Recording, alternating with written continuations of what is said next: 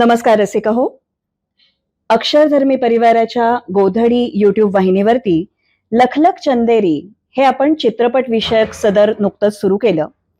या सदरामध्ये आज आपण दुसरा भाग इथे चित्रित करण्यासाठी आलोय. हा भाग चित्रित करण्यासाठी 6 डिसेंबरच्या म्हणजेच महापरिनिर्वाण दिनाच्या पूर्वसंध्येला आपण सगळे इथे जे आलोय ते संत गोन्सालो गार्सिया महाविद्यालयामध्ये. तिथले इंग्रजी विभाग प्रमुख डॉक्टर अनिल सोनावणे यांनी प्राध्यापक डॉक्टर हनुमंत लोखंडे सर यांना इथे आमंत्रित केल्या एका कार्यक्रमासाठी. हे दोघे मित्र आहेत. हे दोघेही इंग्रजी भाषा साहित्याचे अध्यापक आहेत, समीक्षक आहेत आणि महत्वाचं साम्य असं की हे दोघेही चित्रपटांचे अतिशय उत्तम आस्वादक आणि अभ्यासक आहेत. आता ही दोन मंडळी इथे त्यांच्या कामासाठी एकत्र जमली आहेत, तर आपण अक्षरधर्मीच्या गोधडी युट्यूब वाहिनीतर्फे त्यांना विनंती केली आहे की या निमित्ताने आमच्याशी थोडा संवाद साधा आणि तोही महापरिनिर्वाण दिनाच्या पूर्वसंध्येला चित्रित करण्याचं काही एक औचित्य आहे, काही एक कारण आहे. सरांना पण माहिती आहे, आपल्या सगळ्यांनाच माहिती आहे की चित्रपट म्हटलं की आपल्या डोळ्यासमोर येतो पडदा, चित्रपट म्हटलं की आपल्याला आठवतात चौकटी, चित्रपट म्हटलं की आपल्याला लक्षात येतात त्या प्रतिमा. पण कधी कधी या चौकटींमध्ये आपण अडकतो, या प्रतिमांमध्ये आपण अडकतो आणि मग असं होतं की खरं जे दिसायला हवं त्याच्यावर आपण पडदा पाडतो आणि मग आपण पडद्यावरती काही वेगळ्याच कल्पित वास्तवामध्ये रमत राहतो. पण म्हणून वास्तव बदलत नसतं आणि ते वास्तव काही चित्रपटांमधून आपल्याला ठसठशीतपणे जाणवत राहतं. अशा चित्रपटांमधला एक महत्वाचा चित्रपट म्हणजे फॅन्ड्री. नागराज मंजुळे यांनी दिग्दर्शित केलेला फॅन्ड्री हा 2014 साली प्रदर्शित झाला. पण आजपर्यंत आपण त्याच्याविषयी बोलतोय कारण लोखंडे सरांच्या पुस्तकाचं शीर्षक आहे फॅन्ड्री, भारतीय चित्रपटातील मैलाचा दगड. आणि ही गोष्ट किती बोलकी आहे. म्हणजे हा भारतीय चित्रपटातील मैलाचा दगड आहेच, पण तो जो दगड आहे, आपल्यापैकी ज्यांनी फॅन्ड्री चित्रपट पाहिलाय त्या चित्रपटाच्या शेवटी पडद्याच्या मधोमध आपल्यावरती आदळलेला दगड आपल्या सगळ्यांच्या लक्षात आहे. असं अनेकदा म्हटलं जातं ना की आकाशात छेद होऊ शकतो, एक पत्थर तो तबीयत से उछालो यारो, पण तो दगड कधी उचलला जात नाही, तो कधी फेकून मारला जात नाही. पण हा दगड उचलण्याची, हा फेकून मारण्याची वेळ का येते? कारण आपण त्या चौकटी, त्या प्रतिमा आणि ते पडदे यांना ओलांडत नाही. खरं तर चित्रपट हे जे माध्यम आहे त्यात या चौकटींमधून चौकटी पलीकडे आपण जाऊ शकतो आणि हे सगळं जे कलाकार करत असतात त्यांच्या कलाकृतींचा अभ्यास करणं आणि ते लोकांपर्यंत घेऊन येणं याची खूप आवश्यकता असते.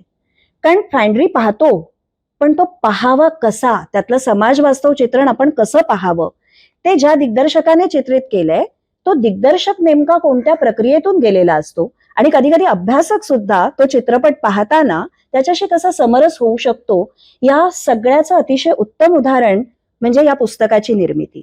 हे पुस्तक नुकतंच ऑक्टोबर 2025 मध्ये प्रकाशित झालंय आणि या पुस्तकाला भरभरून प्रतिसाद मिळतोय. आमच्या विनंतीला मान देऊन प्राध्यापक डॉक्टर हनुमंत लोखंडे सर आज ही मुलाखत द्यायला, हा संवाद साधायला इथे उपस्थित राहिले आहेत. त्यांनी यासाठी स्वीकृती दिली, यासाठी अक्षरधर्मीच्या गोधडी युट्यूब वाहिनीतर्फे मी सुरुवातीलाच त्यांचे आभार मानते. थोडक्यात सरांचा परिचय करून द्यायचा. एक नातं आहे. सरही माझ्याप्रमाणे रुपारल महाविद्यालयामध्ये काही काळ अध्यापन करत होते. आता सध्या ते पुण्यामध्ये नवरोजी वाडिया महाविद्यालयामध्ये इंग्रजीच्या विभागामध्ये प्राध्यापक आहेत. सरांचं संशोधनपर काम हे राष्ट्रीय आंतरराष्ट्रीय स्तरावरती वाखाणलं गेलंय. त्यांच्या पीएचडी प्रबंधावर आधारित जे पुस्तक प्रकाशित झालंय इंग्लिशमध्ये, त्यामध्ये भारतीय इंग्रजी साहित्य आणि मराठी दलित साहित्य यामध्ये दलित नायकांचं चित्रण कसं होत आलंय याचा अभ्यास आहे. आणि आता हे जे मराठीत पुस्तक प्रकाशित झालंय ज्यामध्ये फॅन्ड्रीच्या आधीच्या मराठी भारतीय चित्रपटांमध्ये दलितांचं चित्रण कसं होत आलंय, जात वास्तवाचं चित्रण कसं होत आलंय, त्या तुलनेत हा चित्रपट मैलाचा दगड कसा ठरतो याची तुलनात्मक चिकित्सा आणि अभ्यास सरांनी खूप मेहनतीने आणि खूप विश्लेषणपूर्वक केलेला आहे. या पुस्तकाविषयी सर आपल्याशी बोलतीलच. भाग असा आहे की संवाद साधायला समतुल्य वक्ता हवा. त्यामुळे लोखंडे सरांशी मला गप्पा मारायला खूपच आवडतील, पण भाग असा आहे की मला चित्रपटातलंही तितकं कळत नाही आणि सामाजिक वास्तवाचं कलाकृतींमध्ये जे चित्रण होतं त्याचा अभ्यास करणं आणि तो वेगवेगळ्या नजरांनी करणं, यासाठी माझ्याकडे एक अधिक चांगलं नाव आहे आणि ते म्हणजे डॉक्टर अनिल सोनवणे. वसईमधल्या संत गोन्सालो गार्सिया महाविद्यालयामध्ये इंग्रजी विभागाचे ते प्रमुख आहेत. सरांचं सुद्धा वेगवेगळ्या विषयांवरचं संशोधन हे राष्ट्रीय आंतरराष्ट्रीय पातळीवरती नावाजलं गेलेलं आहे. विशेष इथे उल्लेख मला करायला आवडेल तो म्हणजे त्यांच्या पीएचडी प्रबंधावर आधारित त्यांचं जे पुस्तक केम्ब्रिज स्कॉलरने प्रकाशित केलेलं आहे ते अर्ली इंडियन सिनेमा म्हणजे बॉम्बे टॉकीजचा जो काळ आहे आणि फ्रान्स ऑस्टिनची त्याच्यामधली जी सगळी निर्मिती आहे आणि त्या काळातल्या त्या चित्रपट सृष्टीतली सगळी चित्रीकरणं किंवा त्याच्या वेळचे सगळे सेन्सॉरचे परिनिरीक्षण मंडळाचे त्या बाबतीतले सगळे प्रश्न, त्यावेळेचे कलाकार, त्यावेळची चित्रपट निर्मिती याविषयीचं ते पुस्तक आहे. मला वाटतं लोखंडे सरांचे अनिल सोनवणे सर हे मित्र तर आहेत, त्या दोघांमध्ये हा उत्तम संवाद होईलच, पण हे दोघेही इंग्रजीचे अभ्यासक आहेत, हे दोघेही चित्रपटांचे अभ्यासक आहेत आणि हे दोघेही कलाकृतींमधल्या वास्तवाच्या प्रतिचित्रणाकडे फार सजगपणे पाहणारे अशी ही दोन खूप छान माणसं आहेत, दोन विवेकी माणसं आहेत. लोखंडे सर आणि अनिल सर यांचा संवाद ऐकण्यास मी उत्सुक आहे, पण तत्पूर्वी एक थोडंसं अधोरेखित करावंसं वाटतंय. काय आपल्या वाहिनीचं नाव जेव्हा गोधडी ठेवलं तेव्हा अनेकांना असं वाटलं की हे सगळं काही मग जुनं आहे का, आपण काहीतरी जुन्यामध्ये रमणार आहोत का? तर असं काही नाही, कारण दशावतारच्या मुलाखतीच्या वेळेला आपण पाहिलं की हो, आपल्या मुळांकडे परतून पाहणं सुद्धा गरजेचं असतं, आपल्या परंपरा धुंडाळणंही गरजेचं असतं. पण दुसरा भाग हा पण आहे ना, गोधडीसाठी जेव्हा आपण जुने तुकडे एकत्र आणतो, ते निरखतो, ते पारखतो, तेव्हा त्याच्यातलं काय टाकून देण्याजोगं आहे हेही शोधायला हवं ना. कारण एखाद्या कापडाला जर कसर लागलेली असेल, ते जर आपण गोधडीत गुंफलं तर अख्खी गोधडी खराब होते. मला वाटतं आपल्या या भारतीय परंपरेच्या गोधडीमध्ये एक तुकडा जो असता कामा नये, तो जो कसर लागलेला कापडाचा तुकडा आहे तो म्हणजे भेदाभेद, आणि विशेषतः जातीच्या आधारे केला जाणारा भेदाभेद. माणसांमध्ये करतोच, वर माणसांना कमी लेखण्यासाठी आपण प्राण्यांवरनं शिव्या देतोय. म्हणजे आता फॅन्ड्री, कैकाडी बोलीतलं डुकरासाठीचं हे नाव आहे, त्या बोलीला सुद्धा त्या चित्रपटाच्या आणि या पुस्तकाच्या निमित्ताने कुठेतरी हा उजाळा मिळतोय. पण म्हणजे आपण प्राण्यांमध्ये सुद्धा हा भेदभाव करतो आहोत. तर हे भेदभाव आपण कधीतरी सोडणार ना, विसरणार ना, हा प्रश्न आहे. गोधडी विणायची आहे, थोडं जुनं घेऊन, पण नवं निर्माण करण्याच्या दृष्टीने. आणि म्हणूनच चित्रपटांकडे सुद्धा आपण या सजग दृष्टीने पाहिलं पाहिजे. यासाठी आजच्या या मुलाखतीचा प्रपंच, या मुलाखतीची पुढची सूत्र मी डॉक्टर अनिल सरांकडे सोपवणार आहे. हनुमंत, या पुस्तकाच्या निमित्ताने किंवा नसतंही लिहिलं तरी फॅन्ड्री आतापर्यंत किती वेळा बघून झालाय? किमान 15-30 वेळा. मी असं काउंट नाही केलं, पण मला आवडतो बघायला. आता Zee5 वर पण आहे, त्याच्यामुळे जेव्हा वेळ मिळेल तेव्हा मी बघतो. आणि जेव्हा पुस्तक लिहायला सुरुवात केलं तेव्हा त्याच्याकडे परत एक वेगळा अभ्यासाच्या पॉइंट ऑफ व्ह्यूने बऱ्याच वेळा बघितला मी तो. अख्खी फिल्मच ती खूप इंटरेस्टिंग आहे आणि आपण असं त्यात कॅटेगराईज नाही करू शकत की मला हेच शॉर्ट्स आवडलेत किंवा हे सीन्स आवडलेत. पण काही पर्टिक्युलर सीन्स आहेत जे खूप मनाला भावलेत किंवा जे खूप आवडतात फॅन्ड्रीतले कुठल्याही कारणांमुळे. आता सगळेच सीन्स आपण जर बघितले तर ते सगळे इंटरकनेक्टेड आहेत. म्हणजे तुला असं कुठलं वाटत नाही की हा सीन पर्टिक्युलरली एकच सीन आवडतो आणि तो दुसरा नाही आवडत, तो नसतं तरी चाललं असतं, असं होत नाही. तर ती इतकी कॉम्पॅक्ट फिल्म आहे फॅन्ड्री. त्याच्यातलं एक डायलॉग असू दे, एक कॅरेक्टर असू दे, हे सगळे कॉम्पॅक्ट आहे. त्याच्यामुळे ते एक पर्टिक्युलर सीन असा म्हणजे आवडणं आणि न आवडणं तर तसं नाही वाटत. मला सगळेच सीन्स आवडतात. प्रत्येक सीनचं, प्रत्येक फ्रेमचं एक असं वेगळं महत्व आहे. तसं आवडणारे सीन्स जर म्हटलं तर जब्या आणि पिरिया जेव्हा म्हणजे स्क्रीनवर दिसतात, त्या दोघांमध्ये मैत्रीचं जे एक नातं आहे तर ते इंटरेस्टिंग वाटतं. ते बघायला मजा वाटते. त्या दोघांमधला जो संवाद आहे, जब्या विचारते की होय रे, मी शालूला आवडत असेल का, आणि पिरिया पण म्हणते की काय सांगता येत नाही याला का, आवडत बी असेल. आता हे पिर्या त्याला हे करतोय, आत्मविश्वास देतोय. जब्याला आत्मविश्वास नाही की त्याला तो शालूला आवडत असेल की नाही. पण मैत्रीचं म्हणजे गंमत काय असते की पिर्याला पण, आता पिर्या पण तसाच त्याच लेवलला आहे. त्याला कदाचित माहिती असावी किंवा माहितीही नसावी की शालू त्याच्याकडे बघते का नाही, शालूला तो आवडत असेल का नाही. पण तो जो कॉन्फिडन्स देतोय जब्याला, जो आत्मविश्वास देतोय, की अशी सीन्स इंटरेस्टिंग आहेत. मजा येते असे सीन्स बघायला. बरोबर, म्हणजे ती अख्खी फिल्म एक युनिट आहे. आणि येस, जसं तू म्हटलास की हा पर्टिक्युलर सीन जास्त चांगला आहे किंवा जास्त आवडला असं आपण नाही म्हणू शकत. पण पुस्तक लिहिताना मात्र हे लिमिटेशन्स आलेले असतील. कारण बरोबर, सगळ्याच सीन्सवर तुम्ही पुस्तक नाही लिहू शकत. तर मग त्यावेळेस कसं ठरवलं की आपण ह्याच्याबद्दल डिटेलमध्ये बोलूया? तर जेव्हा अभ्यासाचा भाग म्हणून मी फॅन्ड्रीवर लिहायचा विचार केला, संशोधनात्मक पद्धतीचा आपण जेव्हा विचार करतो, की माझं म्हणजे आपण जे म्हणतो ना की मायक्रो अनालिसिस, तर आता सीन्स भरपूर आहेत फॅन्ड्रीमध्ये. तर त्यातले मी फक्त 3 सीन्स घेतले. चिमणी बामणी नसते, शालूला डुक्कर शिवलंय, आणि ए फॅन्ड्री जेव्हा त्याला ते असं ओरडतात, आणि मग शेवटचा जो दगडफेकीचा जो सीन आहे तो. तर ते हे सीन्स का घेतले, तर मला त्या सीन्सवरती फोकस करायचं होतं. एकच सीन तुम्हाला वेगवेगळ्या अंगाने कसा बघता येऊ शकतो, त्याच्यावर कशी चर्चा करता येऊ शकते. तर ते लिमिटेशन्स मी ते पुस्तक लिहिताना ठेवली, की आपल्याला फक्त काही सीन्स घ्यायचे, सगळेच घ्यायची गरज नाही. कारण फॅन्ड्रीवर इतकं लिहिण्यासारखं आहे, त्याचा मोठा असा ग्रंथ सहज होऊ शकतो तो. आणि ही माझी सुरुवात आहे. आणि मला तो प्रयोग करायचा होता की आपण एक एक सीन्स घेऊन त्याच्यावर किती लिहू शकतो.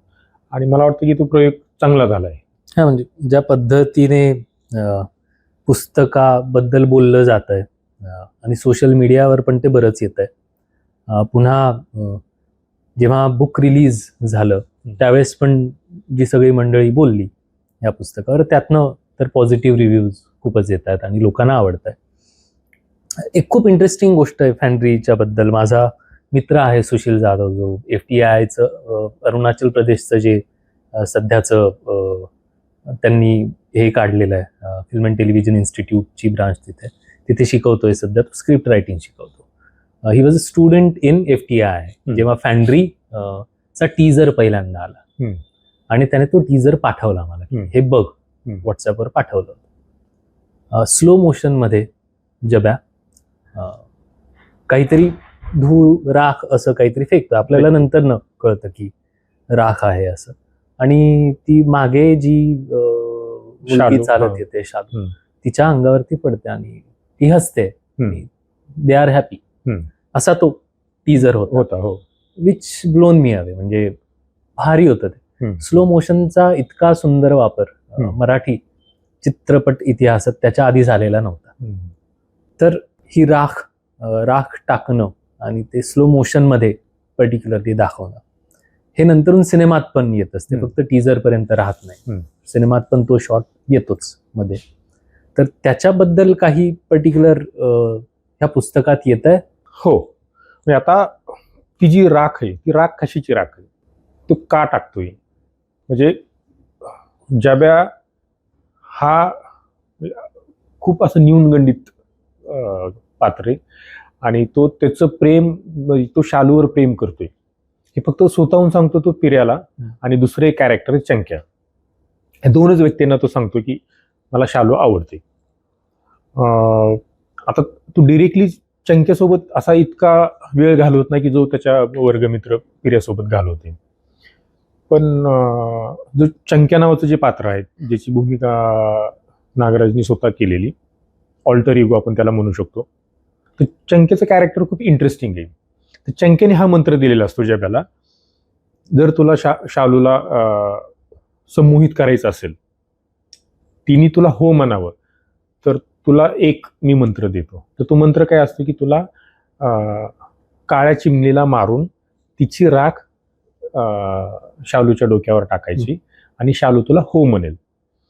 आता हे लोक आख्यायिका आहे तशी की काळी चिमणी एका जागेवर कुठे बसत नाही. पिर्या पण म्हणते की होईल का ती घावायला खूप अवघड आहे, ज्यावेळी आपण म्हणतो की सारखी एका जागेवर दुसऱ्या जागेवर उडते, एका जागेवर थांबतच नाही ती. तर ती काळ्या चिमणीचं असं वैशिष्ट्य आहे की तिचं ते शेपटी लांब असते तिची आणि ते एका जागेवर बसत नाही आणि ती सापडायला खूप अवघड असते. आता ही आख्यायिका आहे, ह्याच्यात काही तथ्य नाही, ह्याला सायंटिफिक काय म्हणतात त्याला बेस नाही तसा काय. पण हे जब्याला तो चंक्या मंत्र देते. चंक्या ही एका काळी असाच जब्याच्या परिस्थितीतून गेलेला होता. चंक्याचं काय झालं हे आपल्याला कळत नाही, पण त्याचं पण असं काहीतरी झालेलं हे जेव्हा कचरू जब्याला सांगतो की ते त्याच्या नादी लागू नको, ते 12 बोडायचे, त्यांनी सगळ्या गावाला विकून खाल्लंय. ते चंक्याने काहीतरी केलेलं आहे, त्याच्यासोबत काहीतरी झालेलं आहे. तर त्याचं पण उच्च जातीय स्त्रीवरती प्रेम होतं का लग्न झालं, मग चंक्याला मारलं, त्या पुरीला मारलं की हे त्याचे आपल्याला उत्तर आपल्याला मिळत नाहीत, पण त्यांची ताटातूट झाली. पण मग हा जो चंक्याचं जे पात्र आहे की ते जब्याला तो मंत्र देतो की तुला जर असं काहीतरी संमोहित करायचं असेल, शालूला जर तुला प्रपोज करायचं असेल आणि तिने हो म्हणायचं असेल तर तुला काळ्या चिमणीची राख तिच्या अंगावर टाकावी लागेल, तिच्या डोक्यावर टाकावी लागेल. आता ही असं काळी जादू थोडक्यात, म्हणजे सुपर काय म्हणतो त्याला, एक सुपर नॅचरल पॉवर असायला पाहिजे. म्हणजे जसं सुपरस्टिशन, अंधश्रद्धा, सुपरस्टिशन.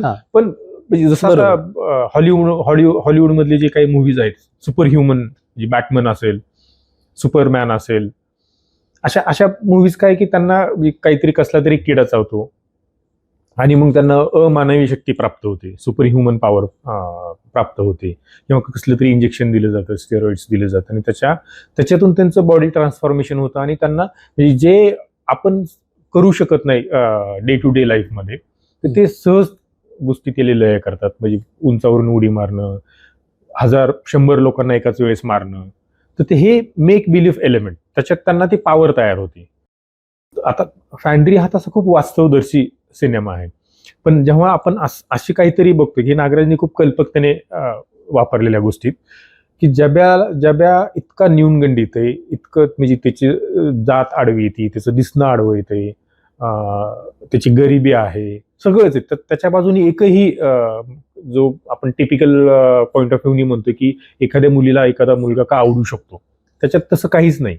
त्याचं ते प्रेम आहे, त्याला ते आवडतं आणि ते एकतर्फीच आहे. ते शालूला माहित नाही की तो तिच्याकडे बघतोय का बघत नाही, त्याचं प्रेम आहे. कदाचित नागराजने ही उत्तरं पण दिली नाही, त्यांनी ते मुलाखतीत पण पुस्तकात उल्लेख केलेलाच आहे त्याचा. ते का होतं तर ते स्लो मोशन. आता आपण हे स्वप्न कसे असतात ते स्वप्न आपण स्लो मोशन मध्येच, म्हणजे ती नागराजने जो स्लो मोशनचा जो वापर केलाय की तो स्वप्नात अशी धुंद येते, हळूहळू हळूहळू हळूहळू चढते ती. बरोबर. म्हणजे काय म्हणतो त्याला की त्याच्या मनात जे चाललंय की ते आपण ते पडद्यावर बघतो. तो जर शॉट ह्याच्यामध्ये घेतला असता, एकदम स्पीडमध्ये घेतला असता, नॉर्मल स्पीडमध्ये घेतला असता, तर त्याची मजा आली नसते. म्हणून तो स्लो मोशन मध्ये असं, म्हणजे मला तरी असं वाटतं, कारण तो कदाचित असंही दर्शवतं की जितकं तुम्ही स्टायलिस्टिकली रिअलिस्टिक व्हाल in terms of film making, त्याच्यात ही राख शालूच्या डोक्यावर टाकणं आणि ती संमोहित होणं हे शक्य नाही. त्याच्यामुळे ते ड्रीम सिक्वेन्स मध्येच येतं आणि ते स्लो मोशन मध्येच येतं. That can't be shown realistically. आणि त्याला म्हणजे राख टाकल्यानंतर ती संमोहित व्हायला थोडा तरी एक वेळ जायला पाहिजे. असं नाही की राख टाकली झालं हे झालं. मग तो एक मोशन आहे, टाइम जसं असं लॅप्स होत राहतो, त्याचा तो इम्पॅक्ट होत जातो. बरोबर. ते सिनेमॅटोग्राफी तशी ती मी म्हटल्याप्रमाणे मागाशी, एक सीन आपल्याला असा कुठलाही सीन घेतला तरी आपण त्याच्यावर खूप बोलू शकतो. इतके सीन पॉवरफुल होते, एक सीन. आणि नागराजनी ऑब्व्हियसली ती विचार करूनच केलेली प्रत्येक सीन, प्रत्येक डायलॉग कुठला काढताच येत नाही. नसता तर काय फरक पडला असता, असं एकही होत नाही. त्याच्यामुळे ते सिनेमॅटोग्राफीच्या पॉइंट ऑफ व्ह्यूने म्हणजे मराठीत नाहीच झालं असं कधी. माझ्या बघण्यातली जी काही फिल्म्स होत्या तसं नाहीच.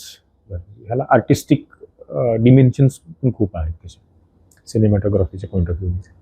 जर फिल्म बघताना किंवा फॅन्ड्री ह्या चित्रपटाने थोडा पर्सनल कदाचित हा प्रश्न होईल की असे काही मोमेंट्स आले सिनेमा बघताना जेव्हा खूप इमोशनली मूव्ह झाला तू? हो, जेव्हा मी फॅन्ड्री बघत होतो स्वतःला मी जॅब्याशी खूप क्लोजली आयडेंटिफाय करतो. म्हणजे माझ्यासारखे खूप आहेत, कदाचित तू पण असशील, ऑब्व्हियसली नागराज तर आहेच. आणि जॅब्याचं जे पात्र आहे ना, की ते असे कितीतरी मुलं आहेत की ती जॅब्या जगलेली माणसं आहेत. म्हणजे मी जॅब्या जगलेला माणूस आहे. असे हजारो आहेत, भरपूर लोक असतील की ते जॅब्याशी क्लोजली आयडेंटिफाय करतात, स्वतःला रिलेट करतात. जॅब्याचं जे चाललंय ते. आता जॅब्या खूप न्यूनगंडित पात्र आहे. त्याला सगळ्याचाच न्यूनगंड आहे. म्हणजे त्याचा दिसण्यापासून, त्याचं असण्यापासून, त्याचा गरिबीचा, मी म्हटल्याप्रमाणे मगाशी त्याचं रंगाचा असेल, त्याच्या नावाचा त्याला न्यूनगंड आहे. जॅब्या हे नाव असू शकतं का? आता पर्सनलच जर एक उदाहरण सांगायचं झालं, माझा एक मित्र आहे भालचंद्र, तर त्यांनी मला 10वी नंतर सांगितलं, तुला जर म्हणजे D.Ed केल्यानंतर नोकरी फिक्स होते ह्याची, शिक्षकाची. आणि मग मी, त्याचा छोटा भाऊ होता, माझा जो वर्गमित्र रवी, तर आम्ही बार्शीला गेलो 11वी-12वीला. आणि 12वी नंतर मला D.Edला जाण्यासाठी 1 ते 1.5% माझा नंबर गेला D.Edचा. आणि मग जरा मी उदास झालो होतो. D.Edचं स्वप्न माझं भंग पावलं होतं. रवीचा नंबर आला होता, रवी निमगिरे. आणि मग मी FYला ॲडमिशन घेतलं.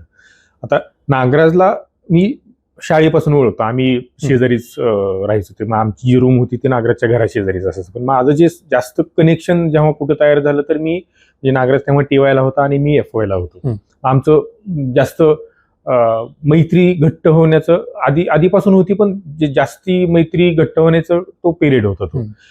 त्याचं तो TYला असल्यामुळे त्याला पुण्याला यायचं होतं. आणि मीही असा फर्स्टेट असल्यामुळे मलाही आता जेऊरला परत येऊन काय करायचं हा होता, कारण ऑगस्ट-सप्टेंबरला मी खूप उशीर ॲडमिशन घेतलं होतं. मग नागराज एक दिवशी म्हटलं की आपण आता पुण्याला जाऊया. तू म्हणला SYला ॲडमिशन घे, मी MAला ॲडमिशन घेतो. त्यांनी मला तयार केलं पुण्याला येण्यासाठी. आमचा रिझल्ट वगैरे लागला आणि मग आम्ही येत होतो ट्रेननी, जेऊर ते पुणे हा प्रवास करत होतो. आमच्यासोबत आमचे बाकीचे मित्र पण होते. रवी कदम, तो आत्ता नाही, विकास, अच्युत नावाचा, ते हे सगळे मराठीचे. आणि तेव्हा मला काय फर्स्ट इयरला माझं हे नव्हतं, म्हणजे स्पेशलायझेशन तसं नव्हतं, इंग्लिश इकॉनॉमिक्स असं माझं ते कॉम्बिनेशन होतं. तर आम्ही मग विद्यापीठात गेलो. तर त्याच्या आधी आमचं ट्रेनमध्ये असं ठरलं की आपण आता पुण्यात गेल्यानंतर जरा नीट बोलायचं, शुद्ध भाषा बोलायची, नीट राहायचं, नीट दिसायचं, कपडे कशी घालायचे, ह्याच्यावर आमची चर्चा सुरू झाली. आपल्याला स्वतःला आपण खूप असं आपला बदल करायचा, ट्रान्सफॉर्म करायचं स्वतःला. नावापासून आपण बदल करायला सुरुवात करू. आणि मग बोलता बोलता नागराज म्हणलं की तुझं आता नाव हनु म्हणतोय, तर हेमंत तुझं नाव करायला पाहिजे आपण, हेमंत म्हणू तुला. अशी आमची चर्चा झाली होती. आम्ही मग विद्यापीठात त्यांचे फॉर्म्स घेतले आणि तिथं विद्यापीठात काही ग्रॅज्युएशनचा काही संबंध नसल्यामुळे मग आम्ही फर्ग्युसनला आलो, SP ला आलो, तिथं फॉर्म्स कलेक्ट केले, वाडिया कॉलेजला फॉर्म्स कलेक्ट केले. आणि मला हॉस्टेल पाहिजे होतं. म्हणलं ह्यांचं जर इन केस विद्यापीठात जर नंबर लागला तर मी एकटा राहणार कुठे, म्हणून माझी जी तगमग होती ती हॉस्टेलसाठी होती. हॉस्टेल असेल तर ज्या कॉलेजला हॉस्टेल असेल त्या कॉलेजला ॲडमिशन घ्यायचं. पण डोक्यात होती की असं पुण्यात गेलं तर मग तेव्हा फर्ग्युसन, SP असेच वाडिया असेच नावं मी ऐकलेली होती. शाहू कॉलेजचं मी नाव नव्हतं ऐकलं. संध्याकाळी काय झालं की माझ्या गावचा अच्युत नावाचा मित्र, मी हे जेऊरला गेले, नागराज वगैरे, आणि मी आणि अच्युत आमच्या गावातले आहेत, रमेश पाटील नावाचे एक गृहस्थ, तर ते पुण्याला स्थायिक झालेले होते. तेव्हा आम्ही त्यांच्या घरी गेलो. मग झाली आमची चर्चा की कुठे ॲडमिशन घ्यायचे काय. म्हटले मी असे फॉर्म्स घेऊन आलोय. म्हटले तिथं तुला हॉस्टेल मिळणार नसेल, तू राहणार कुठे, कसं काय करणार. म्हटले मी शाहू कॉलेजला ॲडमिशन घे. मग मी शाहू कॉलेजला ॲडमिशन घेतलं. आणि तेव्हा मग इंग्लिश स्पेशल ठेवला SYला. आणि लेक्चरसाठी गेलो. तर ते लेक्चर जी रूम होती ते अशी, म्हणजे त्याला पार्टिशन केलेलं होतं, केबिन, काचेचे केबिन होतं ते. आणि आतमध्ये एक अशा टीचर तेव्हा शिकवत होते. मी बाहेर जो शिपाई होता फॉयरमध्ये त्याला विचारलं की इंग्लिशचे लेक्चर्स कुठे होतात, तर त्यांनी ती एक रूम दाखवली आणि तिकडे गेलो. आणि मी आपला गावातनं आलेला असा शर्ट इन वगैरे काही नाही, हातात वही, ते आमची स्टाईल होती, हातात वही घेऊन असं कॉलेजला जायचं. मी गेलो हलवत आणि तिथं बघितले सगळे असे बॅग्स आहेत, जरा पोरं नीट राहत आहेत. तर ते मला सुरुवातीलाच असं झालं, जरा हे इथलं वातावरण वेगळं आहे, आपण जरा ह्याच्यात वेगळं दिसतंय. मग मी क्लासरूम मध्ये एंट्री करायचा असा विचार होता, तोपर्यंत मला ते आतलं सगळं दिसलं, ते काचेच्या ह्याच्यातून, काचेमधून. तर ते त्या ज्या शिक्षिका होत्या की त्यांचा पण असा बॉयकट होता. मुलं मुली बसलेले, 2-3 मुली अशा जीन्स, त्यांचं पण बॉयकट टी शर्ट घातलेले. मुलं पण जरा काही 2-3 मुलं होती की ते फॅशनेबल कपडे घातलेले. आणि मग माझा कॉन्फिडन्स लूज झाला की आपण आता ह्यांच्यात कसं जायचं आपण. तर मग मी काय केलं की सलग एक आठवडाभर 7:30चं लेक्चर असेल तर मी काय करायचो तिथं 7:35ला 7:40ला जायचो. बाहेरनंच असं फक्त बघायचो त्यांच्याकडे, उभं राहायचो. आणि 8:30ला लेक्चर संपणार असेल तर मी 8:20ला किंवा 8:25ला तिथून कल्टी मारायचो आणि हॉस्टेलला जाऊन झोपायचो. कारण माझं धाडसच होत नव्हतं की लेक्चरला जाऊन बसावं. म्हणजे मला स्वतः खूप असा न्यूनगंड होता. पुढच्या आठवड्यात मी जरा अजून मनाची तयारी केली. रोज मी अशी मनाची तयारी करायची, आज आपण क्लासमध्ये जाऊन बसायचंच. आठवडाभर मला ते शक्यच झालं नाही. माझं ते चालूच होतं, उशिरा जायचं आणि लवकर निघून यायचं. मग पुढच्या आठवड्यात जरा मी इस्त्रीचे कपडे घातले, शर्ट इन केला आणि म्हणलं आज काही करून जायचं. मी गेलो, मॅडमला म्हणलं madam may I come in. ते सगळी प्रिपरेशन केलेलीच होती. मॅडम म्हणली येस का. आणि मी आपल्या नेहमीप्रमाणे गेलो आणि एकदम शेवटच्या बेंचवरती जाऊन बसलो आणि त्यांचं लेक्चर चालूच होतं. मग मॅडमनी मला नाव विचारली, व्हॉट्स युअर नेम. मग मी आपलं उठलो, बेंचवर असा हात ठेवून म्हणलं हनुमंत लोखंडे. त्यांना ऐकू गेलं नाही. मी एकदम हळू आवाजात म्हटलं. त्या म्हटलं आय डिडंट हिअर. म्हणलं हनुमंत लोखंडे. तर माझ्या शेजारी एक जण बसलेला होता, तो नंतर माझा चांगला मित्र झाला, शशिकांत नावाचा. मला ऐकू नाही म्हटलं तर मोठ्याने बोल ना. मला मी ऐकलं नाही. मग मी एकदम हेमंत लोखंडे. मला त्या हेमंत नावाने कॉन्फिडन्स खूप दिला. आणि मॅडमने असे जुजबी काही प्रश्न विचारले, कुठून आला, काय केलं. आणि आता हेमंत मी इतक्या मोठ्याने सांगितलं, म्हणजे हनुमंत मला सांगायला अशी लाज वाटली. आणि हेमंत म्हटलं की मला ते भारी वाटलं. शाहू कॉलेजचे मित्र मला अजूनही हेमंत नावानेच ओळखतात. हा किस्सा मी पुस्तक प्रकाशनाच्या कार्यक्रमात पण सांगितलेला होता. आणि मग त्याच्यानंतर आपलं जे अटेंडन्स शीट असते की त्याच्यावर लिहिताना मी फक्त इनिशियल लिहायचो, HA लोखंडे. तिथं हनुमंत का हेमंत कळायचा काही प्रश्नच नव्हता. त्याच्यामुळे ते म्हणजे जे 2 वर्ष होती माझी की ते मी ती हेमंत म्हणूनच काढली. आणि मग हेमंत म्हणलं की मग कसं की ह्याचे आईवडील सुशिक्षित असतील, जरा खूप असा श्रीमंत असेल, वेल टू डू फॅमिलीतला आलाय, हेमंत म्हणलं की तर ते असे खूप किस्से आहेत की जब्याला बघताना मला आठवायचं. किंवा दुसरं एक सीन आहे की जब्याची सायकल जी आहे की ते अशी मागे मागे मागे त्यांनी ते ह्याला लावलेली असते, ती मासे पक्षी चित्र रंगबिरंगी असतात ना की त्याच्यात ती गेलेली असतात. सायकल तो पार्क ट्रकला करतो आणि ते ट्रक रिव्हर्स येते आणि त्याची सायकलचा तो चेंदामेंदा होतो. तर ते मी SOL असताना मी म्हणजे एक लिफ्टची कंपनी होती, तिथं ऑफिस बॉय म्हणून मी काम करायचो, अर्न असं ते ह्याच्यात. आणि तिथले ते जे बॉस होते त्यांचा कोणतरी एक मित्र येणार होता मुंबईवरनं पुण्याला. त्यांचं काहीतरी ऍसिडिटी म्हणजे पोट दुखत होतं म्हणून मला त्यांनी एक टॅबलेट आणायला सांगितले. मी सायकल घेऊन गेलो. तर मी ती सायकल अशी पार्क केलेली होती टिळक रोडला. आणि ते एक हे होता, ती गाडी सुमो होती का मला ते आता आठवत नाही, पण ती अशी जीप टाईप होती, सुमो जीप अशी. तर तिने ते माझं पुढचं जे चाक होतं सायकलचं की ते पूर्ण असं तोडलेलं होतं. आणि मी ते बाहेर येऊन बघितलं तरी ते तुटलेलं होतं. ते मला इतकं रडू आलं होतं, इतकं वाईट वाटलं होतं. आणि मग मी सायकल तशीच मागच्या चाकावरती घेऊन पुढे आलो. मग ते ऑफिसमध्ये त्यांना सांगितलं की असं असं झालं. म्हणले किती खर्च, जा म्हणले ते तू नीट करून घे. म्हटलं ते 150 रुपये सांगितले होते. मग म्हटले मी देतो तुला पैसे, ते त्या बॉस समोर म्हणजे त्याच्या मित्रासमोर. मला जरा बरं वाटलं. अरे म्हणजे ठीक आहे, आपली माझं खर्च वाचला. तर ती 150 रुपये जो खर्च झालेला होता ना, मला नंतर त्यांनी पगार होती 600 रुपये, मला मेसचा खर्च तेवढाच होता 600 रुपये. म्हणून माझं ते असं कट टू कट असायचं. तर त्यांनी पगार देताना ती 150 रुपये कट केला आणि 450 रुपये माझ्या हातावर ठेवलेलं होतं ते. तर ते असे काही म्हणजे किस्से आहेत की ते जब्याला बघताना अरे हे पर्सनल कनेक्शन तयार होतं. ऍसिडिटीची गोळी महागात पडली 150 रुपयाची, पण ते माझ्यासाठी येतात, त्याचं पोट बरोबर नीट झालं, माझं हे झालं होतं. पण हे म्हणजे हे जे तू आता म्हटलास की इंग्रजी च्या वर्गात सेकंड इयरच्या पुण्याच्या एका कॉलेजमध्ये जाताना असणारा न्यूनगंड ते फॅन्ड्री भारतीय चित्रपटातील मैलाचा दगड याच्या आधी डिसेंबर 2024ला तुझं इंग्रजीत पुस्तक पब्लिश झालं, हो. Representation of Dalit characters in representations of Dalit protagonist in In Indian Indian English fiction आणि मराठी दलित मराठी literature. दलित लिटरेचर, आणि ते छापलंय पालग्रेफ पालग्रेव मॅकमिलन. युके. तर ह्या मधल्या काळात म्हणजे ते तो न्यूनगंडाचा अनुभव, ते 2024चं तुझं पब्लिकेशन, ह्याच्यात तुझ्यात स्वतःत काय काय चेंजेस झाले?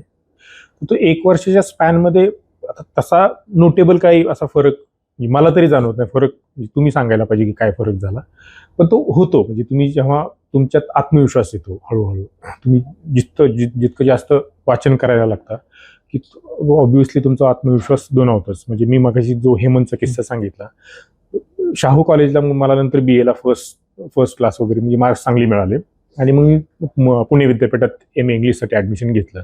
तर तिथं आल्यानंतर फर्स्ट डेला माझा मित्र सोमनाथ वजाळे, तर तिथं त्याचा एक मित्र होता जो आम्ही BA ला असताना एकत्र होतो, सुजय.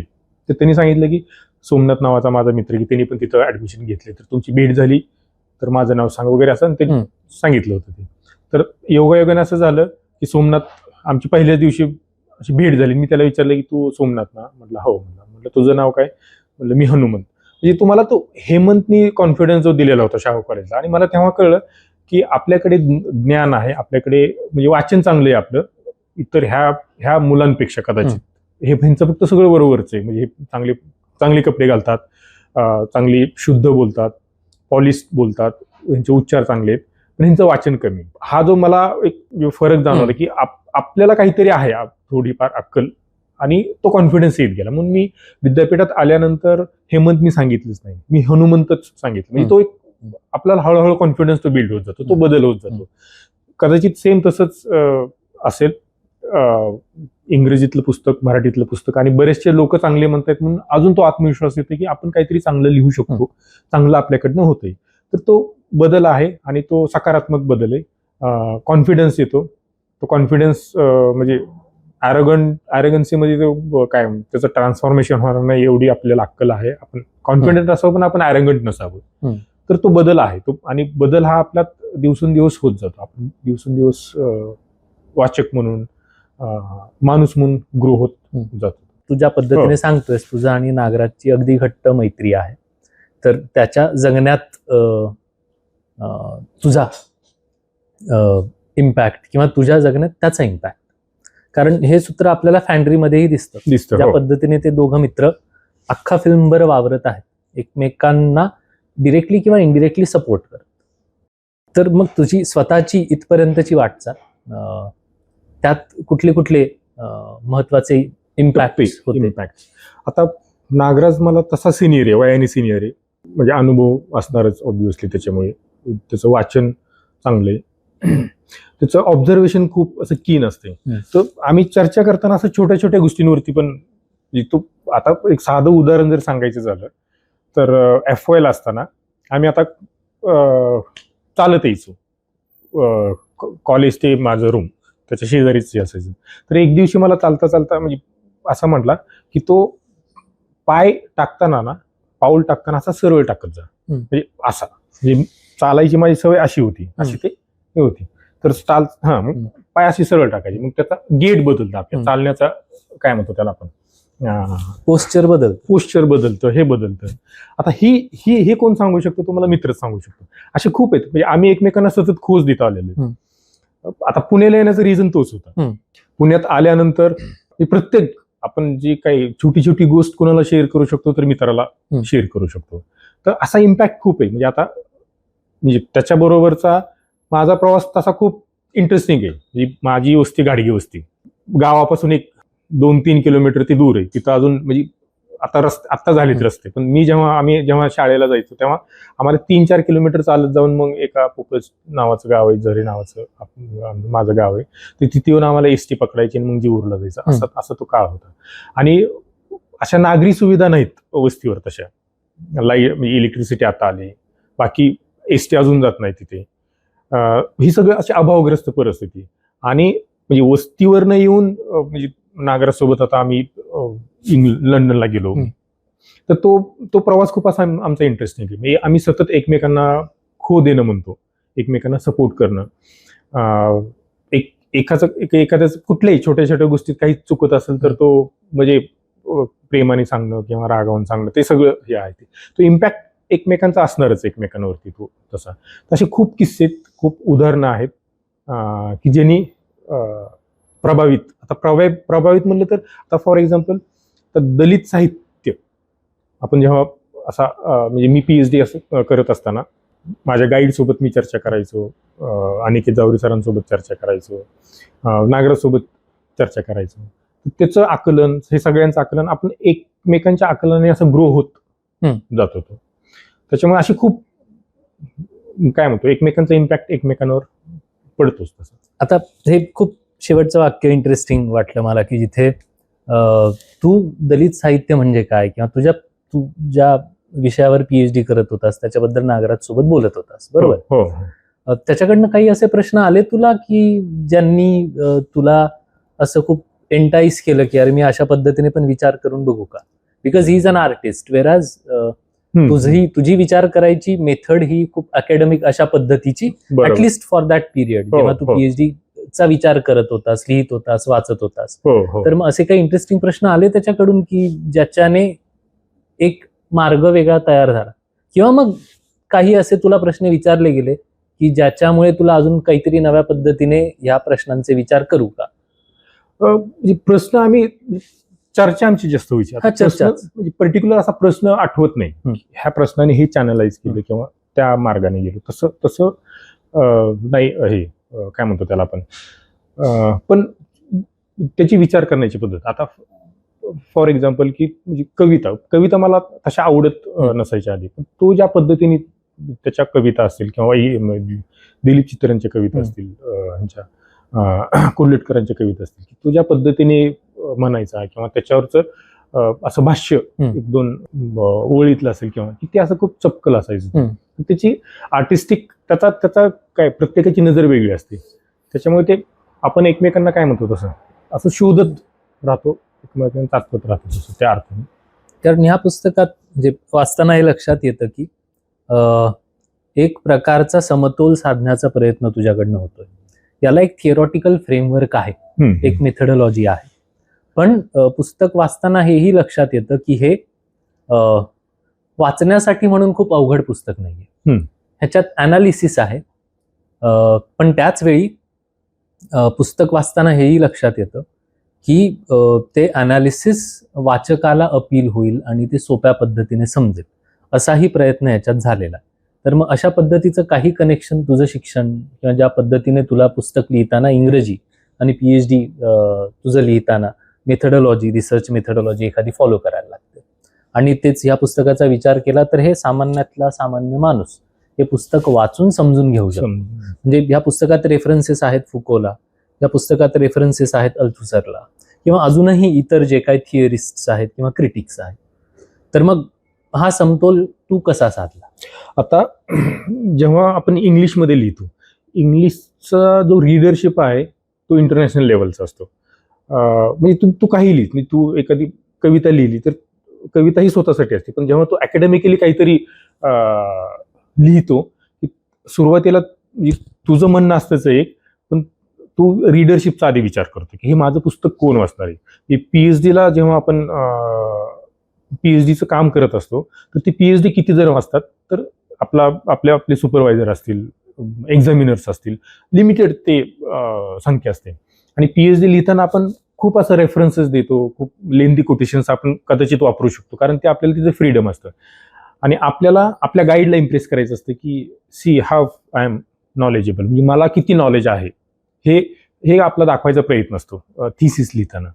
पण जेव्हा तू थिसिसचं पुस्तक करायला लागतो की तुझं रीडरशिप हा वाईड होतो आणि तुला सामान्यातल्या सामान्य रीडरला पण वाचायला इंटरेस्ट यायला पाहिजे ह्याची तू काळजी घेतो. त्याच्यामुळे थिसिसचं पुस्तक करताना जो ट्रान्सफॉर्मेशन होतं की सिम्प्लिफाय, म्हणजे भाषा सोपी करायची, कोटेशन्स नाहीत वापरायची, लेंदी कोटेशन्स, तुझं एक जे काय म्हणतात त्याला एक कनेक्शन तयार होतं, ते कनेक्शन इंटरेस्ट वाढवत जायचं आणि ते रीडरशिपच्या पॉईंट ऑफ व्ह्यूने आपण बघत राहतो पुस्तकाकडे, कारण थिसिस हा तुझा असतोय, त्याच्यामुळे ते तुला ते तेवढं फ्रीडम असतं की तू अकॅडमिकली काय म्हणतो त्याला खूप टर्मिनॉलॉजी वापरतो.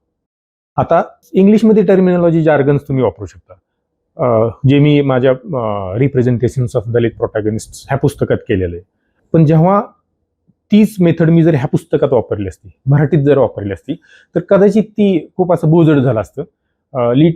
लिटरल ट्रान्सलेशन जर मी त्या टर्मिनॉलॉजीचं केलं असतं, म्हणजे टर्मिनॉलॉजी कुठे कुठे मला करावं लागेल, मी काही ठिकाणी वापरले. आता डिस्कोर्स असेल तर त्याला आपण म्हणजे ते विचार विश्व किंवा विचार असं काहीतरी ते शब्द आपण पर्यायी शब्द आपल्याला शोधावे लागतात. तसं ते पण ते आहे तसे कोटेशन्स आहे तसं ते ज्या पद्धतीने फुको किंवा लुई अल्तुजर एक्सप्लेन करतात ह्या सगळ्यांना, की तिथं मी तो मोह टाळलाय.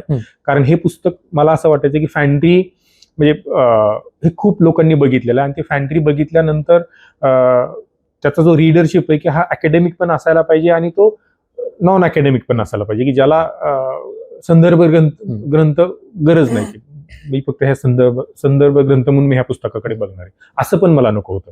त्याच्यामुळे मी तो असा एक मेळ साधायचा प्रयत्न केलाय की भाषा खूप अशी सिम्प्लिफाय करायची आणि बोजड काय होणार नाही, आणि ते सामान्यातल्या सामान्य वाचकालाही ते इंटरेस्टिंग असायला पाहिजे. आणि एखादा जर त्याच्याकडे संदर्भ ग्रंथ म्हणून जर बघतोय तर ती एक अकॅडमिक शिस्तीत पण पुस्तक पाहिजे, की उगीच काहीतरी कुठलं तर काहीतरी एक रेफरन्स दिला आणि काहीतरी कमेंट केली आणि त्याला ते एक्सप्लेन नाही केली, तर असंही मला नको होतं. त्याच्यामुळे मी तो फॅन्ट्रीमध्ये तो मेळ साधायचा प्रयत्न केलाय. आणि ऑब्व्हियसली काय होतं, आता मला परवा गोपाळ गुरु सर पण म्हटले की तुझं इंग्लिशमधलं जे पुस्तक आहे रिप्रेझेंटेशन्स ऑफ दलित प्रोटॅगनिस्ट, त्यांनी ते वाचलेले, ते पुस्तक प्रकाशनाला होते, त्यांच्या हस्ते झालं, आज बाकीची पण लोक होती.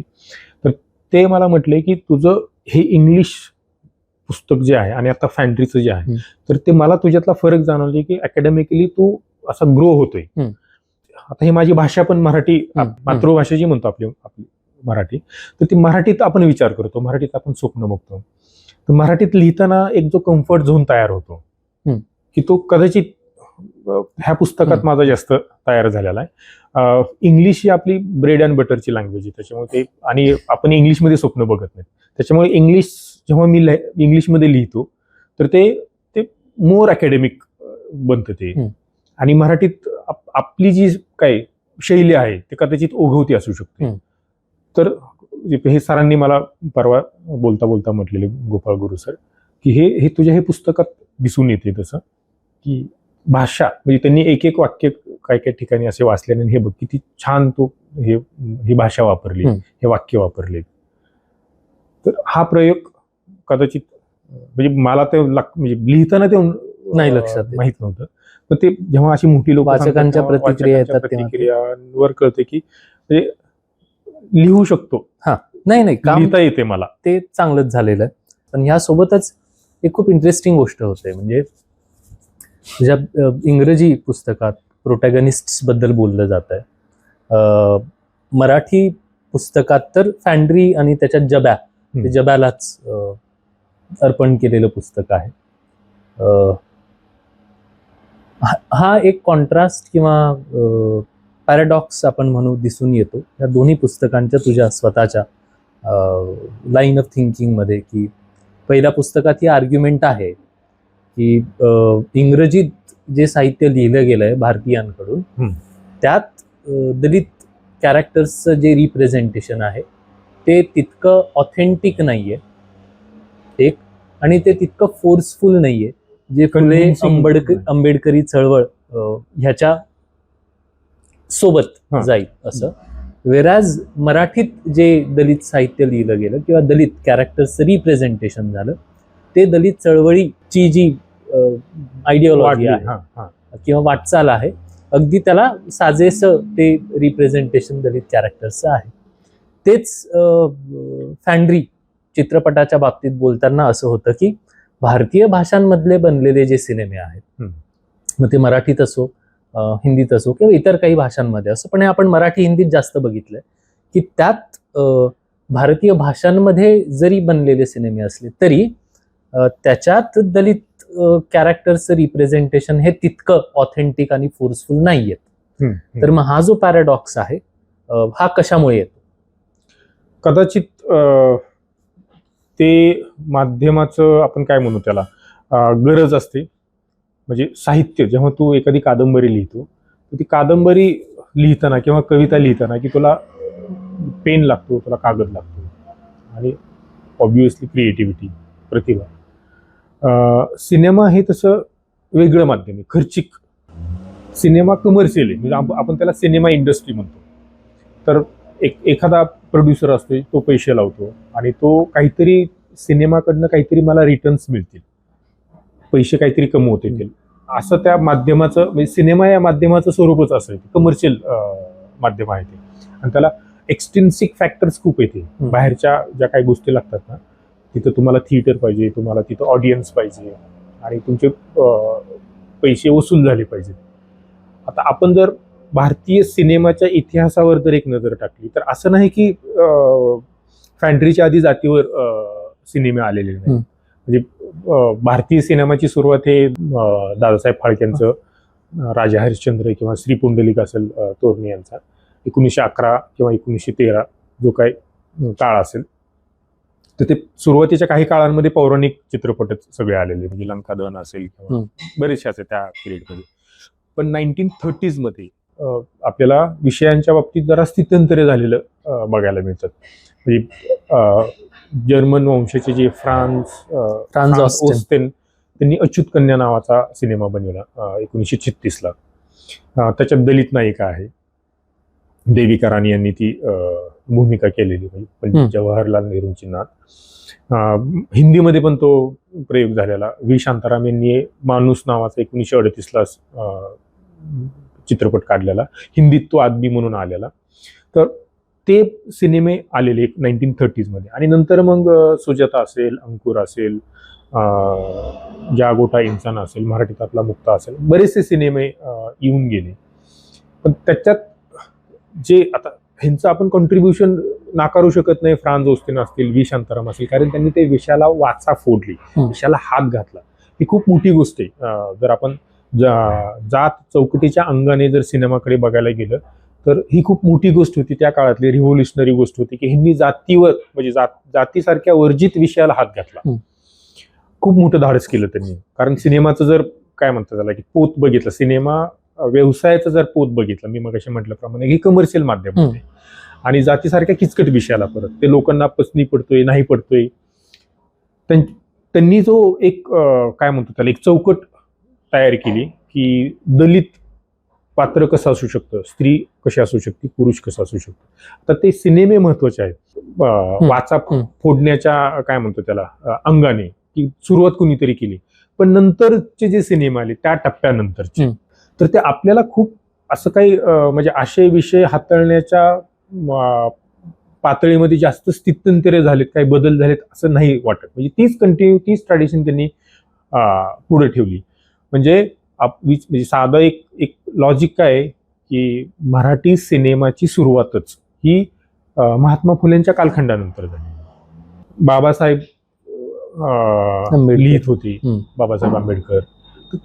हे जे जातीवर जे सिनेमे बनलेले आहेत, म्हणजे स्वातंत्र्यपूर्व किंवा स्वातंत्र्य काळानंतर, तर ह्यांनी मग महात्मा फुलेंचं वाचलं नसेल का, बाबासाहेब आंबेडकरांचं वाचलं नसेल का, हा प्रश्न मग उपस्थित होतो की त्याच्यात आंबेडकरी विचार दिसत नाही, त्याला आपला फुलेंचा तिथं विचार दिसत नाही. की तू जसं म्हटलं की मराठी साहित्यात, दलित साहित्यात ज्या पद्धतीने नायकाचं चित्र फोर्सफुली येतं, ऑथेंटिक येतं, तर ते सिनेमात असतंय की नाही, तर ते म्हणजे आपल्याला एक नजर टाकल्यावर कळते की जरा ती बाजू थोडीशी आपल्याकडे काय म्हणतात त्याला नाही ते सांभाळता आली. आणि मग त्याच्यासाठी आपल्याला फॅन्ड्रीची वाट बघावी लागली. फॅन्ड्रीमध्ये फुले आंबेडकरी विचार जे आहेत, म्हणजे शाहू फुले आंबेडकरी विचारधारा आहे, किती कन्व्हिन्सिंगली येते हे आपल्याला म्हणजे तेच मी पुस्तकात ते मांडायचा प्रयत्न केलेला आहे. आणि तो फरक असतोच, म्हणजे अनुभव आणि अनुमान. म्हणजे अनुभवातून आलेलं जे काही लिखाण असते की ते जास्त ऑथेंटिक असते. तिथं परकाया प्रवेश नसतोय.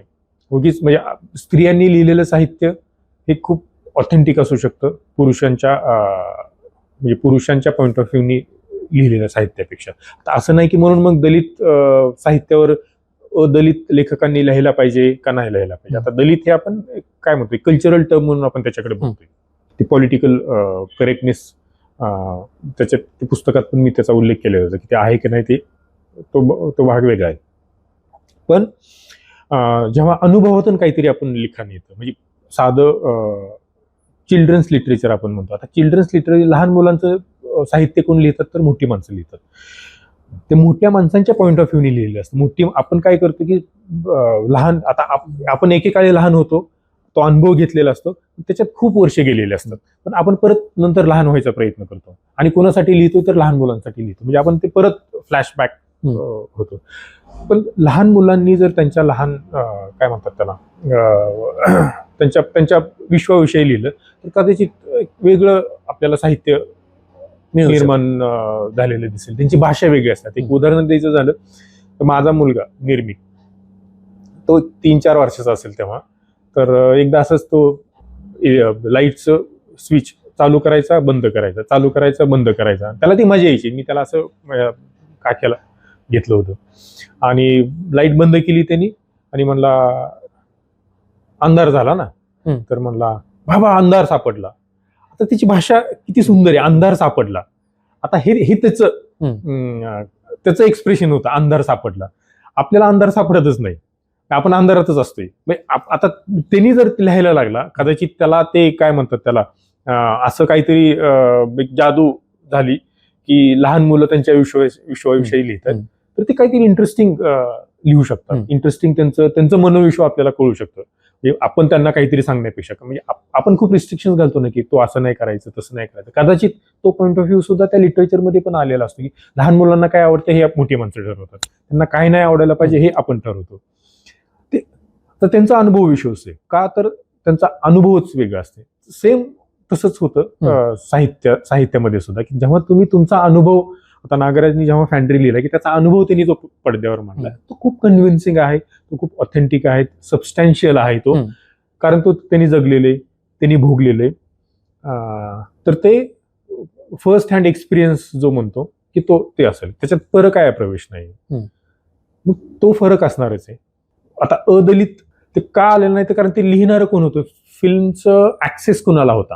व्ही शांताराम फ्रान्झ ओस्टेन किंवा श्याम बेनेगल यांनी छान पद्धतीने मांडलेले प्रश्न आहेत जातीचे पण त्यांना तो अनुभव होता का ती अस्सलता होती का. आता ती आपण इथं श्रेष्ठ आणि कनिष्ठ हा भेदभाव करतच नाही म्हणजे ते करू पण नाही कारण ते म्हणजे ते कुठली एखादी फिल्म श्रेष्ठ की एखादी कनिष्ठ ह्या भेदातून मी त्याच्याकडे बघितलेच नाही. फॅन्ड्री हा इतर सिनेमांपेक्षा कसा वेगळ्या धाटणीचा आहे तो मी त्याच्यात शोधायचा आणि ते वेगळे पण दिसतच आणि ते उदाहरणांसहित म्हणजे फॅन्ड्री आणि अंकुरची जर तुलना केली तर ते श्रेष्ठ कनिष्ठ ह्या भेदातून नाहीच झालेलं तर ते वेगळे पण कसं आहे. म्हणजे शेवटचं जर दगडफेकीचा सीन जर बघितला म्हणजे एक उदाहरण जर द्यायचं झालं तर अंकुर मधला दगडफेकीचा सीन आणि फॅन्ड्री मधला दगडफेकीचा सीन आणि त्याचा परिणाम कुठल्या म्हणजे चित्रीकरण तंत्र असू द्या म्युझिक असू द्या एकूणच सिनेमाचा जो ग्राफ आहे तो कुठल्या एका उंचीवर घेऊन जातो तो सीन की तो फरक आपल्याला दिसून येतो. म्हणजे हे ते पुस्तकात मांडायचा प्रयत्न केला. त्याच्यामुळे दलितांविषयी बोलणं स्त्रियांनी स्त्रियांविषयी बोलणं मी तेच मगाशी म्हटलं ना की असं आता बाबूराव बागुलांनी जी कथा लिहिलेली आई नावाची ते खूप असं वाटतं की ते एका स्त्रीनीच लिहिलेली इतकी ऑथेंटिक आहे. म्हणजे एखाद्या स्त्रीच्या भावना जर आपण बघितल्या तर असं नाही की फक्त स्त्रियांविषयी लिहू शकतात दलितांविषयी कास्ट किंवा जेंडर हे फक्त मार्कर असू शकत नाही. मग आपण काय करायला पाहिजे की जाणीव आहेत का म्हणजे जेव्हा दलित साहित्य आपण वाचतो की त्या फुले आंबेडकरी जाणीवा त्याच्यात प्रतीत झालेत का फक्त तिथं दयाभावाचं आहे का तिथं फक्त सहानुभूतीचं आहे का.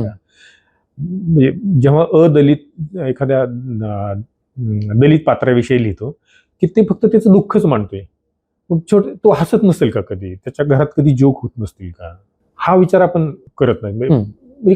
फक्त त्याला ते बाहेरनं फक्त दुःखच दिसतं ना ते दुःखात कदाचित सेलिब्रेशन पण करत असतील म्हणजे बरोबर. उचल्यासारखं जर हे आत्मकथन वाचलं लक्ष्मण गायकवाड यांचं, तर खूप असे काही सीन्स आहेत की आपण हसतो ते. लक्ष्मण मानेंचं उपर असेल ऑटोबायोग्राफिकल, ह्या ज्या नरेटिव्ह आहेत की ती हसू येतं आपल्याला. हे फक्त ते स्वतःकडे पण कसं म्हणजे क्रिटिकली बघतात, स्वतःवर पण हसू शकतात. कदाचित ते अदलित लेखकांना ती एक मर्यादा असू शकते की मग आपण हसू करायचं लिहिलं तर आपल्यावर आक्षेप घेतील. तो डिलेमा असतो. त्याच्यामुळे ते अस्सल आता लिहावं कुणी कुणावर लिहावं हा प्रश्नच नाही. तर ते जाणीवा आहेत ना की त्या महत्वाच्या, की त्या जाणीवा खरं येतात का, त्या रिफ्लेक्ट होतात का. मग त्या येत असतील तर अनुभवातून जास्त येतात का अनुमानातून जास्त येतात, तर ते आपण शोधायचा प्रयत्न करतोय. बरोबर. त्याची नेमकी अस्सलता काय आहे, त्याची अस्सलता मी त्याला काय पॅरामीटर्स नाहीत की असेल आणि कम असेल, तसं नाही. पुस्तकातला एखादा उतारा वाचायला आवडेल तुम्हाला? हो, तुम्ही ठरवा. 112 पान नंबर आहे, तर मधूनच सुरुवात करतोय मी. चित्रपटात नागराजने अशक्य गोष्टी मिळवण्यासाठी काळ्या चिमणीचा असा रूपकात्मक पातळीवर सपखल वापर केलेला दिसून येतो. जब्याला शालू मिळवण्याच्या कामात काळ्या चिमणीसारखी तथाकथित काळी जादूच मदत करू शकते, हे भारतीय जाती व्यवस्थेचं भयान रूप येथे प्रत्ययास येते. भारतीय जाती व्यवस्थेत एखाद्या आवडत्या व्यक्तीवर प्रेम करणे हे केवळ स्वप्न असू शकते, मात्र ते वास्तव कधीच असू शकत नाही. यातून जातीची भयावहता प्रतीत होते. येथे नागराजच्या उन्हाच्या काटाविरुद्ध या काव्यसंग्रहातील पक्षपाती या कवितेची आठवण होते आणि मी इथे त्याची कविता कोट केली. ती कविता अशी: या पक्षपाती धर्म संस्कृतीने वनव्याची भीती घालून तुझ्या माझ्या जिभेवर सुसह्य केला विस्तव. सखी स्वप्न स्वप्न तरी अशी काय होती तुझी माझी, इथल्या धूर्त व्यवस्थेनं दुष्प्राप्य केलेलं वास्तव. आणि मग अशा धूर्त आणि भयान जाती धर्म व्यवस्थेत जब्याला त्याचे प्रेम मिळवण्यासाठी काळ्या चिमणीसारख्या जादुई दैवी मदतीचीच गरज असते. त्या अर्थी फॅन्ड्री चित्रपट हॉलिवूडच्या सुपरहिरो चित्रपट प्रकाराशी नाते सांगताना खूप वास्तवदर्शीही होतो. पुढचा 2 पॅराग्राफ मी वाचतो अजून. उदाहरणार्थ, बॅटमन, सुपरमन, हल्क सारख्या चित्रपटांत नायकाला कसले तरी स्टेरॉइड दिले जाते व त्याला जादूमय कोळी वटवाघूळ सारखा किडा पक्षी चावतो, किंवा मास्क जॅकेट सारख्या जादुई वस्तूपासून त्याला अदृश्य होणे, हवेत अतिवेगाने उडणे, दुसऱ्याच्या मनातील विचार ओळखणे वगैरे सारखी अतिमानवी शक्ती प्राप्त होते. त्याद्वारे मग तो अशक्य कामही लीलया करू शकतो. त्याचप्रमाणे जब्याला शालू मिळवायची असेल तर काळ्या चिमणीसारख्या जादुई पक्ष्यांची नितांत गरज पडते, हे केवळ त्याच्या सामाजिक अस्तित्वामुळे. कारण जब्याची येणारी सकाळ ही रम्य नाही, तर उगवणारा प्रत्येक दिवस हा अपमान मानखंडना घेऊन येणार आहे. त्याच्यासाठी किंवा त्याच्या बहिणीसाठी सकाळ ही केशवसुतांच्या हरपले श्रेय या कविता संग्रहातील फुलांची पखरण कवितेत येणाऱ्या, मी त्यांची कविता इथे कोट केली. किती सुखाची सकाळ, किती मौजेची ही वेळ, दिशाया फाकती, फुलेही फुलती, पक्षीही बोलती, सारखी सुखदायक, सुंदर, आल्हाददायक आणि मौजेची नाही. तसेच त्यांना फुलांची पकरण टिपता येत नाही. टिप फुले टिप माझ्या गडे ग, टिप फुले टिप. जब्याच्या वाट्याला अशी रम्य रोमांचित अनुभव अनिर्वचनीय आनंदाचा क्षण देणारी सकाळ वा क्षण नाही, आहे तो फक्त अपमान आणि मानखंडना. तसेच त्याच्या हातात किंवा बहिणीच्या हातात फुलं वेचायची टोपली नाही, तर टोपल्या विणण्यासाठी विळा आणि फोक किंवा डुक्कर पकडण्यासाठी दावे आहे, आणि तेही गावकुसाबाहेर, काट्याकोपाट्यात, हगणदारीसारख्या गलिच्छ ठिकाणी. यातून त्याचे आणि बहिणीचे बालशैशव हरवलेले दिसून येते. अशा प्रकारच्या वास्तवदर्शी चित्रणातून आपल्याला हे लक्षात येते की अशा परिस्थितीत जब्याला फक्त काळी चिमणीच अलौकिक शक्ती म्हणून मदत करू शकते. पुस्तकावर आपल्या प्रतिक्रिया पण चांगल्या आलेल्या आहेत सोशल मीडियावर, फेसबुकवर मी काही वाचल्या. त्यातलं मी एक तुम्हाला वाचून दाखवतो की वाचकांचं म्हणणं काय. आता ही एक प्रतिक्रिया आहे. नव्या पिढीचा लेखक अभ्यासक कसा असावा त्याचा वस्तुपाठ म्हणून डॉक्टर हनुमंत अजिनाथ लोखंडे यांच्याकडे पाहावं लागेल. हे मिलिंद जोशी सरांनी सांगितलेले, हा, मराठी महामंडळाचे जे अध्यक्ष आहेत, प्रकाशन समारंभात ते बोललेले. बरोबर. अच्छा, तेच आहे. पुस्तकांवर अनेक चित्रपट येतात, पण चित्रपटांवर आलेलं माझ्या वाचनातलं गेल्या काही वर्षातलं सर्वोत्तम पुस्तक म्हणून फॅन्ड्री, भारतीय चित्रपटातील मैलाचा दगड या पुस्तकाचा उल्लेख केला पाहिजे. मराठी साहित्यातील चित्रपट विषयक पुस्तकांच्या वाटचालीतील मैलाचा दगड म्हणून फॅन्ड्री, भारतीय चित्रपटातील मैलाचा दगड या पुस्तकाचा अखिल भारतीय मराठी साहित्य महामंडळाचा अध्यक्ष या नात्याने मी आज या ठिकाणी आवर्जून उल्लेख करतो. फॅन्ड्री, भारतीय चित्रपटातील मैलाचा दगड ह्या पुस्तकाला केवळ चित्रपटावरचं पुस्तक असं मी म्हणणार नाही. मराठी साहित्यातील वैचारिक साहित्याचं दालन समृद्ध करणारं पुस्तक म्हणून आपण ह्या पुस्तकाकडे पाहिलं पाहिजे. खूप त्यांनी कौतुक केलेलं पुस्तकाचं. खूप लिहित आहेत. म्हणजे विक्रम राऊत माझा मित्र, बरोबर, त्यांनी फेसबुकवरती खूप म्हणजे मोठी पोस्ट हे केलेली.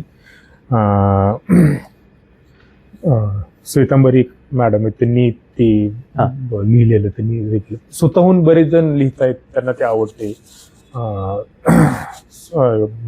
शाहू कॉलेजच्याच सुनंदा हेळकर मॅडम आहेत, त्यांनी पण लिहिलेले त्याच्यावरती.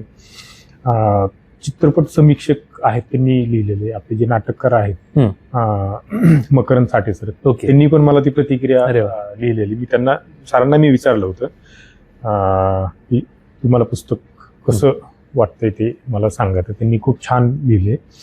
त्यांनी आता काय चांगल्या प्रतिक्रिया येतात. अभिजित देशपांडे म्हणून एक सर आहेत, KG सोमय्याचे चित्रपट अभ्यास समीक्षक, त्यांनी पण खूप छान लिहिले. त्यांनी मला मेसेज पाठवलेला त्यांचं पुस्तक वाचून झाल्यानंतर. ते एक मी वाचून दाखवतो फक्त त्यांचा अभिप्राय. नक्कीच. फॅन्ड्री हा खऱ्या अर्थाने दलित जाणीव असलेला मराठी चित्रपट आहे. या आधीच्या काही मोजक्या सन्माननीय अपवाद असलेल्या चित्रपटांनी दलितांचे विषय हाताळले असले तरी ते सुधारकी सवर्ण नजरेतून आले आहे. फॅन्ड्रीची दलित नजर, दलित गेज, आणि या नजरेतून आतून ते जग पाहणं, अनुभवणं आणि ते मांडणं हे त्याचं वेगळेपण आहे. मराठी साहित्य विश्वात जे काम दलित साहित्याने केले तेच प्रस्थापित मराठी चित्रपट संभाषितात फॅन्ड्रीने केले. सैराटने व्यावसायिकतेच्या चौकटीत राहूनही या दलित जाणिवेचा पैस विस्तारला आहे. पण पहिलेपणाचा मान निसंशय फॅन्ड्रीलाच जातो. त्यामुळे त्याची सविस्तर चिकित्सा होणे गरजेचे होते. तुमचे पुस्तक ही अपेक्षा पूर्ण करते. अत्यंत अकादमिक शिस्तीत तर्कशुद्ध मांडणी असलेले हे पुस्तक एकाच वेळीच फॅन्ड्रीची संहिता समीक्षा, टेक्स्च्युअल क्रिटिसिझम, आणि संदर्भ समीक्षा, कॉन्टेक्स्च्युअल क्रिटिसिझम दोन्ही समर्थपणे करते. या मौलिक पुस्तकासाठी मराठी चित्रपट समीक्षा विश्व तुमचे कायम आभारी राहील. खूप लोक लिहित आहेत, खूप छान वाटते. चांगली लोक लिहित आहेत, चांगलं म्हणतायत. तर हे माझ्यासाठी आनंददायी बाब आहे, उत्साह वाढवणारी बाब आहे. तर मजा येते अशा लोकांचं ऐकून. नाही, आम्हा वाचकांसाठीही आणि अभ्यासकांसाठी आणि मित्रांसाठी आनंदाची बाब आहे की फॅन्ड्री या सिनेमावर लिहिलेलं तुझं पुस्तक हे वाचकांना इतकं आवडतंय. मी अशी आशा करतो की हे जे तू मराठीत लिहिलंयस फॅन्ड्री या सिनेमावर, दलित इश्यूज रिप्रेझेंट करणाऱ्या सिनेमांवर, तू इंग्रजीतही ह्यावर लिहावंस आणि लिहिशील. हो, अशी आशा करतो. पुढचा प्रोजेक्ट इंग्लिशमध्येच करेल. त्याचा अजून पैस विस्तारलेला असेल. ओके. ती ट्रान्सलेशन नसणार आहे, वेगळंच पुस्तक असेल. चालू आहे तो प्रोजेक्ट, करेल मी लवकर. धन्यवाद. थँक्यू. आणि अक्षरधर्मीसाठी ही मुलाखत देण्यासाठी तू तयार झालास त्याबद्दल धन्यवाद. माझी मुलाखत घेतली अक्षरधर्मी, अनघा मॅडम आणि तू, खूप तुमचं धन्यवाद. सगळ्या आपल्या टीमचं धन्यवाद. खूप खूप धन्यवाद. आभार. थँक्यू.